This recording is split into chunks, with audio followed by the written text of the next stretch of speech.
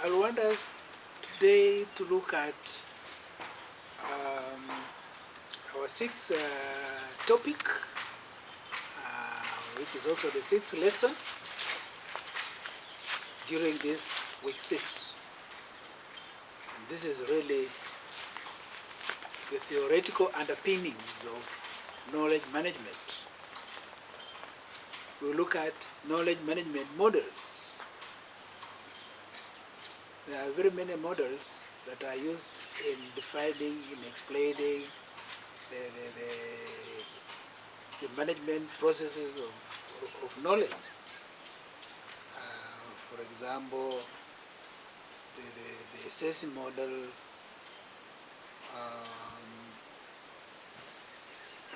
which was advanced in 1995 by Nanak and Tekauchi.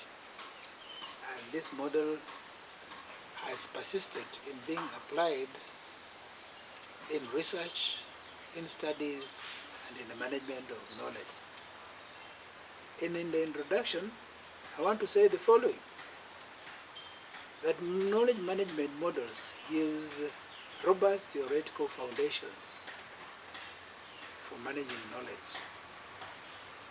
Such models provide conceptual framework for knowledge management. This lesson presents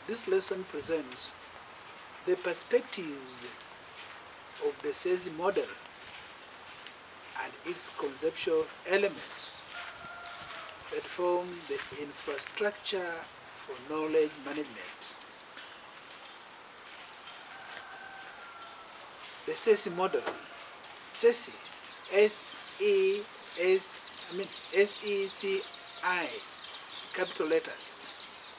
This is an acronym that stands for socialization, externalization, combination, and internalization. Nanak and Tekauchi model the translation of individual knowledge to common external knowledge in an entity as a spiral process. That knowledge creation is a continuous interaction between tacit and explicit knowledge in a spiral manner.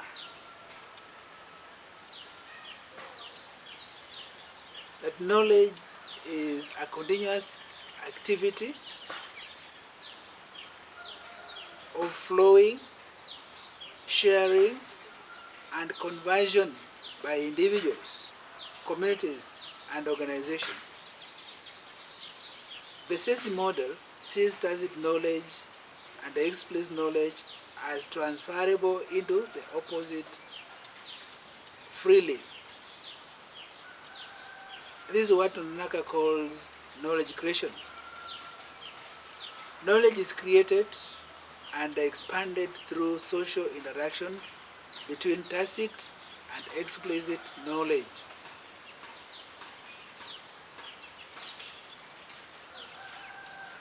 This is knowledge conversion, which is underpinned by 4 processes. Like I've said, include socialization, externalization, combination, and internalization. When you talk about socialization, the focus is on tacit knowledge. There is tacit to tacit knowledge creation, transfer, and acquisition. For example, if the 2 of you or 3 of you meet outside there and talk, you are discussing issues, you are sharing experiences, it is tacit to tacit. There is no formality, but there is knowledge transfer, there is knowledge sharing. If people meet in a public baraza and issues are discussed, these issues may be formal, but they are being transmitted in a tacit manner. In a funeral for example, people talk about so many things. People are able to learn. In a wedding, there is a lot of guidance and wisdom here being given to the people who are getting married. Unfortunately, COVID has reduced weddings into like come we stay arrangements because people cannot now conglomerate to perform the normal wedding. It is only through webcam arrangement, through technology that you can participate in the wedding. To me, a wedding without eating is not a wedding. I mean, I cannot visualize a situation where I'm participating in a wedding and I'm not able to have a bite. You know, weddings are complete with bites, but now these weddings that you are doing through media, people just sit and watch video. Surely, can you call that one a wedding? It's up to you. Don't answer me. If you do yours like that, then count me out. I will not participate. But if it is one that I have to participate and have a bite, then I really want to. Because I can only participate in a wedding by dancing. I mean, going to the rhythm, that is when it becomes. Anyway, the point I want to express here is that in weddings, in ceremonies, in functions, social functions such as that, people are able to express ideas, experiences, and therefore knowledge is shared. This is akin to socialization or socializing knowledge, tacit to tacit. What I've said is that knowledge is shared information and communication between and among people. People with common attributes, interests, and culture share information without having to codify or having it to be captured in a formal manner. That is explicit knowledge. So tacit knowledge is transferred to tacit knowledge in a tacit manner. For example, when an elder talks to the young people, it's tacit knowledge being transferred. So it's socialization. It's through social environment, social setting. In a drinking spree, people in a beer drinking spree, they may be enjoying their drink, but they are sharing knowledge. That is tacit knowledge. It's not being captured. It's not being codified. In an informal meeting, people could be meeting and sharing experiences. It is not being codified. So that is tacit knowledge. The most important thing here is that people are sharing experiences through social setting. Externalization. This is tacit, converting tacit to explicit format or forms. Through conceptualization and articulation of experiences, ideas with others, a person's tacit knowledge may be captured as explicit knowledge. Meaning that, for example, I might confront an elder in society.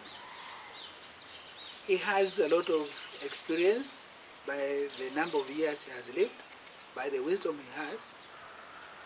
I interview him person to person, probing, and he gives me the answers. I may capture using technology. I may record his response. I'll be converting his tacit knowledge to explicit knowledge. That is tacit to explicit.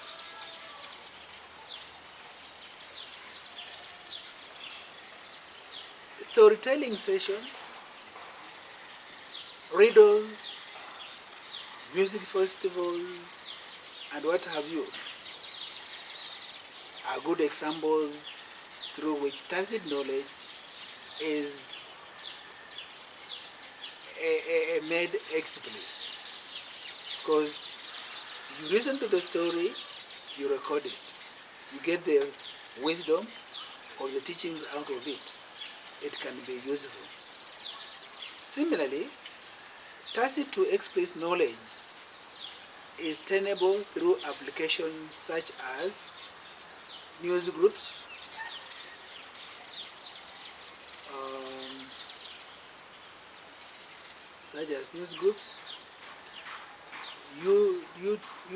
YouTube, Facebook, Twitter, etc., etc., where questions take place and answers are given back almost simultaneously. So what I'm saying here is that tacit knowledge can be turned into explicit knowledge through the process of codification, through the process of processing, through the process of structuring or giving it structure, explicit to explicit. This is the third process of knowledge conversion. It is a combination and purely depends on technology. It involves transformation of articulated tacit knowledge to explicit knowledge through presentations, emails, reports, etc., etc., which facilitates shareability of the knowledge so codified. Explicit knowledge can be repackaged. Explicit knowledge can be repackaged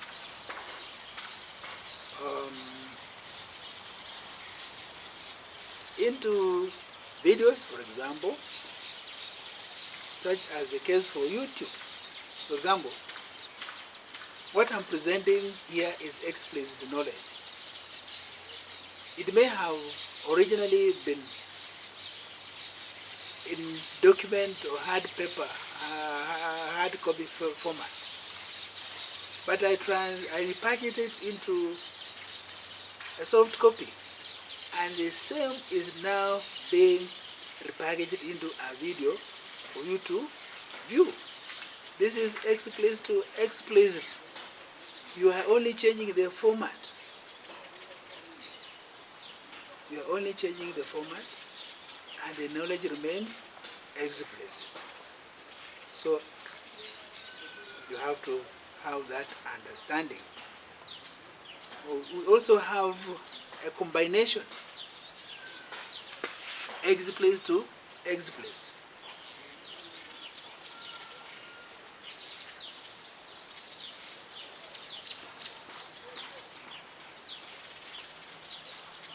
This is where technology is brought in handy to enable sharing of explicit knowledge through meetings, emails, documents, etc., etc. Internalization. This is explicit to tacit. And where explicit to tacit is means there is also the implicit knowledge. Once information has been internalized by the individual's own tacit knowledge is created. For example, reading documents. Documents are explicit knowledge. Can make the reader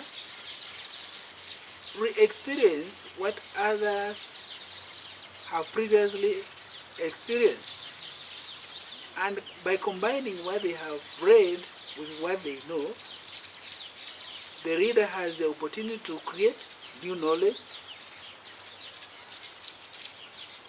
through combining with existing knowledge.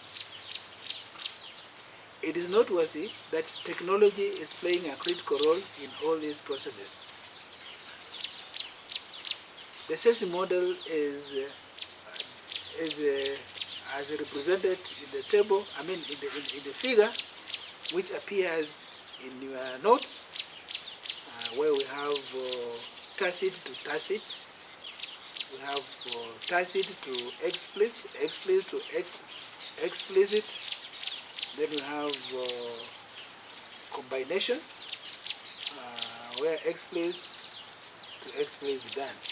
So begin, we have tacit to acid, that is socialization.